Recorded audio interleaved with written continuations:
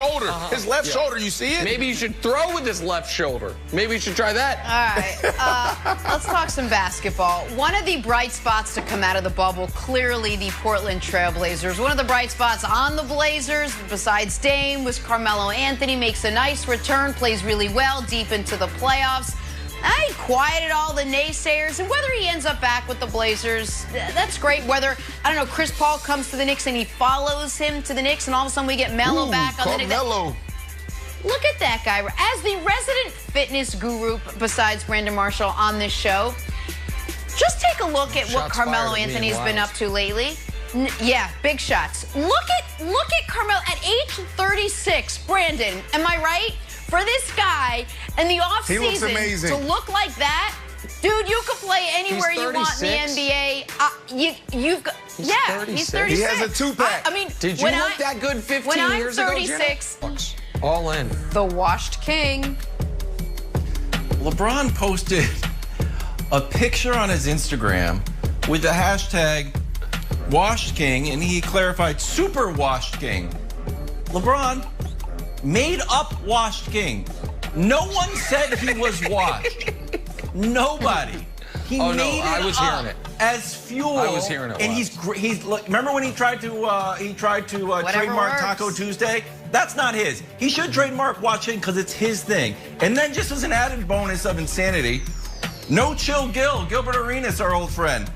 His comment was, washed with that champagne. Yeah. That's the whole point, Gilbert. We know.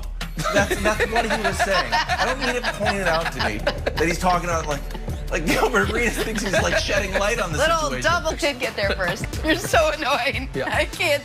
I worded the whole thing to get there, and you got there first. I got there first. Let's talk some Tampa Bay Bucks. Our friends at Fox Bet have updated their Super Bowl ads. That'll happen when you get mollywopped, as Nick would say. When you mollywop the behemoths known as the Green Bay Packers, Tampa went from plus 1,800 to plus 1,200 to win the Super Bowl. I could see it now. Tom Brady playing the Super Bowl in his home stadium. Nick enjoying every last minute of Kevin's joy. Brandon, let's start with you, though. We're heading into Week 7. Are the Tampa Bay Buccaneers officially Super Bowl contenders? What do you mean officially, Jenna? Of course, when Tom Brady was on that airplane down to Tampa to meet with Bruce and the ownership, that's when they became contenders, 100%. I was trying to save this, all right, for later on in the season. I said it a little bit yesterday. I hinted at it. This team is reminiscent of the 2015 Denver Broncos, when Peyton Manning went to the Denver Broncos and led them to Super Bowl 50 championship, to a Super Bowl 50 championship. Look at those numbers, and there's no graph here, all right? But they were averaging 18 points per game. The Tampa Bay Bucks averaging 20. Why not? They're averaging 282 yards. Peyton Manning was averaging 283 yards a game. Yep. Those are defensive. No. That's offense. That's offense. Tom Brady has a 96% completion percentage. Peyton Manning had 67. What? And now you add Todd Bowles in the mix with that stellar defense, you absolutely have a chance to win the Super Bowl. No offseason, no preseason. It was for everyone. So it's going to take time in a new system. Tom Brady's been in the same system for 20 years. So now he's hitting midseason form. The thing that was holding them back was them being undisciplined. 3rd and 12, 3rd and 15. Why? Because they was the most penalized team in the NFL for the past 2 years. Tom Brady comes in and says, look, no, we don't do that here. There's a new sheriff in town. This is how we're going to practice. This is how we're going to play. And what happens? Last week, they had 0 penalties. That's why this team is a contender. Okay, so a few things.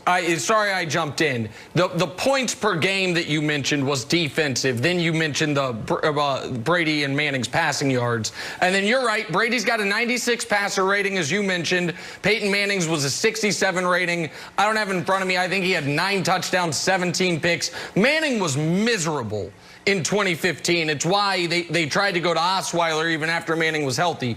Brady is not as bad as Manning was that year. But this defense is not the 2015 Broncos. Not and as I am bad. going to what do you demand. Mean not as bad. No, Brady is not as bad as Manning in 2015 was bad. They won the Super Bowl despite But you're making it seem like Brady is bad right now. No. Tom Brady's fine. That's what I'm saying. He's not as bad as Peyton was. He's fine. He's right now he's a middling NFL quarterback, which at 43 years old is way better than he should be. But if we are going, my answer is no. Did the win over the Packers finally convince Nick the Bucs Super Bowl contenders? No. Because I think they have a good to very good defense, but not a historically great defense like you had in Denver that year.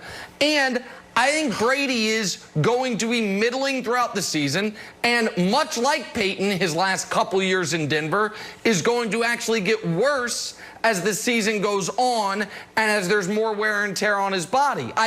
If the Bucs are Super Bowl contenders, then so are the Bears. Both teams have a Super Bowl MVP starting quarterback. If we want to be, what do you mean? What do you mean? What do you mean? Hey, great defense. I said it yesterday. This is all about Tom Brady. Come on, man. Your hatred for Tom Brady is ruining probably your relationships with other guys you know in the organization in that locker room. Come on, man. No. So basically, you just said that this defense isn't good. They just made Aaron Rodgers look bad. Brandon, hold on. That is not what I said.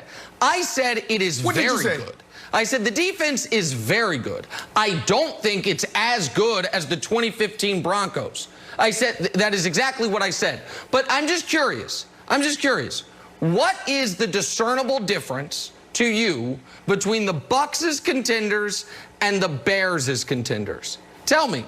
What's the difference? Well, number one, the Tampa Bay Buccaneers had the #2 defense in the NFL. And then the second thing is Tom Brady. That's why. Situational football. Who do you trust more when the game is on the line, 2-minute drill? Tom Brady or Nick Foles? Do you trust Tom Brady or Nick Foles to operate the offense in red zone, third down efficiency, understand what's going on? Is it 3? Is it 3 disguise? Is it cover 4? Is it cover 1?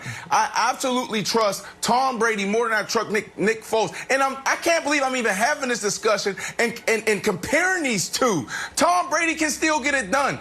I had 18 quarterbacks. I'll tell you if this guy is falling off the cliff. When I see him, like Peyton Manning in his last years, throwing 5-yard hitches with this wobbly pass, then I'll tell you he's done. Until then, he's a contender in my book.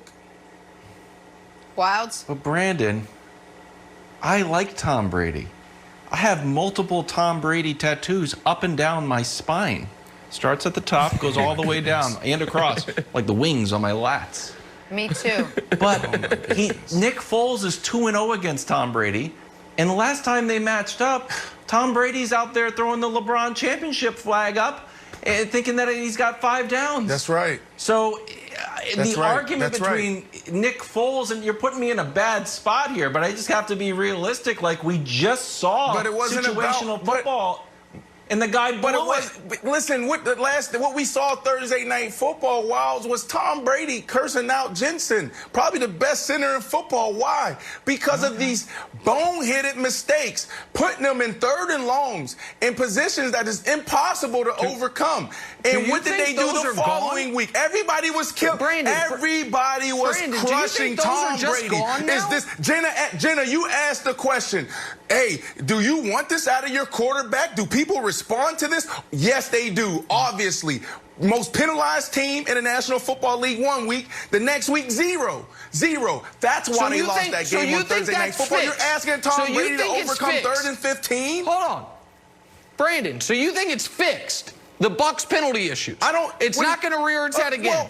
Well, what they did is almost impossible. They may not ever have another game not being penalized, but they're not going to be the worst in the NFL. They're not going to be seeing 5, 6, 3rd and 16s for the rest of the year. They're not going to see that. Yes, I do think that there is a point of emphasis internally to make sure we play clean games. I 100% believe that. Because you got to think about what is standing in our way. What is this? What is standing in our way? And for them, it is health issues at the receiver position. Let's not forget that. Yeah. And then also, just don't beat ourselves. If they do those things, obviously you see what they can do. Come on, man. Look what they made the Green Bay Packers look like. Are we just going to forget this game? Are we going to forget this? No, we're not. No, but hold on a second. But we cannot have the entirety of our analysis be based on the order of operations. Because if 10 days ago or 12 days ago, on last Thursday, the Bucs had dismantled the Packers, and then 2 days ago, they had lost to the Bears, then the analysis be flipped on its head. Instead, I'm trying to keep a steady hand with this. Before the year, I thought the Bears would be a double-digit win team that has a 0% chance of winning the Super Bowl. Before the year, I thought the Bucs would be a 9-10 win team that is not going to win the Super Bowl. I feel the same about both of them. And I think if you're going to use the 2015 Broncos as the look, a team can win a Super Bowl despite being limited at quarterback. We're not talking about the Bears. Then you have We're not talking about the Bears. We're talking about the Bucs. Jenna asked a question about the Bucs, not the Bears. By that standard, by that standard, the Bears have to be included, and nobody's including them. So you're right. Okay. It is about Brady. Jenna, so Jenna, can we do a segment tomorrow where we talk about the Bears, since Nick wants to make sure everybody know that he chose the Bears to go to the playoffs, the terrible Bears. What it is. It's they just, could easily. We will do that segment right after we do the segment about Kevin Wildes and those ridiculous